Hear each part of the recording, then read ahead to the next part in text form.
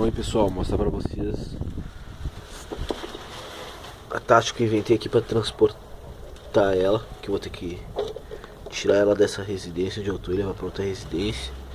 Então já que eu vou levar ela numa mochila, numa bolsa, que eu fiz, cortei uma tampinha de garrafa. Aquela velha tática de guerrilha. E fica perfeitinho aqui, ó.